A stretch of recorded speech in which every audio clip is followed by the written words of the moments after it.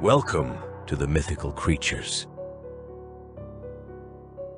In contemporary interpretations, vampires were once human but underwent a transformation after being bitten by another vampire. This new existence implied that, while still maintaining their human appearance, they were not entirely living beings. Vampires were typically immortal, exceptionally alluring, and utilized their charisma to allure their chosen prey. Methods of destroying a vampire included decapitation, impalement with an aspen stake through the heart, a silver bullet, exposure to fire, sunlight, or holy water. Some ancient beliefs held that vampires had an aversion to garlic. Additionally, in certain myths, these entities possessed the ability to shapeshift into animals such as bats or wolves. The exact origins of the first vampire tales remain unclear. References to vampires have been documented in ancient Babylonian and Assyrian texts,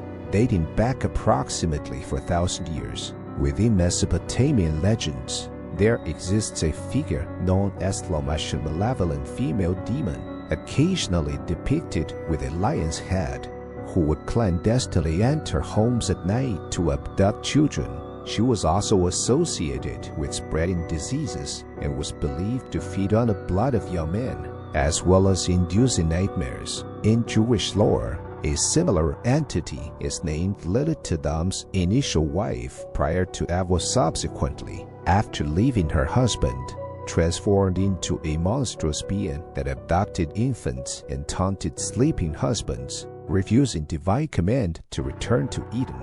Lilith roamed the world birthing offspring, although angels pledged to slay her children, leading Lilith to vow vengeance upon humanity and their descendants. Ancient Greek mythology included Lamia, a demoness with the torso of a woman and the lower body of a snake. According to legend, Lamia was once the wife of Zeus but was cursed by Hera due to jealousy, resulting in madness that drove her to kill and consume her own children. Subsequently, Lamia metamorphosed into a malevolent creature who preyed upon infants. In ancient Hindu beliefs, there was the Vatala, a feared entity capable of resurrecting the recently deceased. Myths surrounding such beings proliferated globally with the expansion of trade and conquest. Virtually every culture harbored tales of sinister demons abducting children, drinking blood, and reviving the dead. Russian folklore featured ghouls, reanimated corpses that emerged from graves at night to torment the living. According to Slavic beliefs, those who failed to find peace after death became ghouls, thus threatening the unbaptized or excommunicated. Vampire hysteria reached its peak in 17th and 18th century Europe. Reports surfaced of individuals citing their deceased relatives mingling among the living. Authorities responded to these obsessions by issuing orders to exhume graves and incinerate corpses or impale them with stakes. Vampire frenzy permeated artistic expression, with these creatures becoming subjects of poetry and paintings. Toward the end of the 19th century, the vampire archetype gained specificity through Bram Stoker's novel Dracula, featuring a protagonist inspired by Prince Latip's. Renowned for his cruelty, Stoker transformed the vampire from a demonic entity into an astute character resistant to destruction. Another influence on artistic endeavors was Countess Bathory, reputedly bathing in the blood of young girls to maintain her youth and beauty. In modern portrayals, vampires have acquired romantic attributes, exemplified by the immensely popular Twilight saga. The protagonist, Edward Cullen, possesses refined beauty, sparkling skin, and a compassionate heart.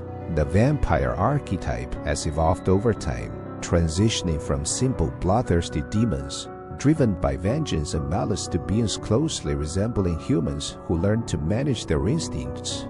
Lewis, the central figure in Interview with a Vampire, exemplifies this modern interpretation, striving to transcend his primal inclinations while maintaining his humanity, engaging in introspection and empathy. Although scientific evidence supporting the existence of vampires is absent, there exists a condition that parallels some vampiric symptoms. Porphyria, a rare genetic blood disorder. Afflicted individuals experience toxicity due to impaired hemoglobin synthesis, manifesting symptoms akin to those associated with vampirism. Porphyria predominantly affects nobility, often as a consequence of incestuous unions. Catalepsy, another phenomenon associated with vampirism, induces a death-like state characterized by muscle atrophy and deep slumber, potentially leading to post-mortem manifestations. These diseases, while rare, provide plausible explanations for historical vampire myths. Yet the prevalence of such beliefs can also be attributed to the human fascination with death and the unknown. Thanks for watching. It will be nice to see you again in the world of mythical creatures.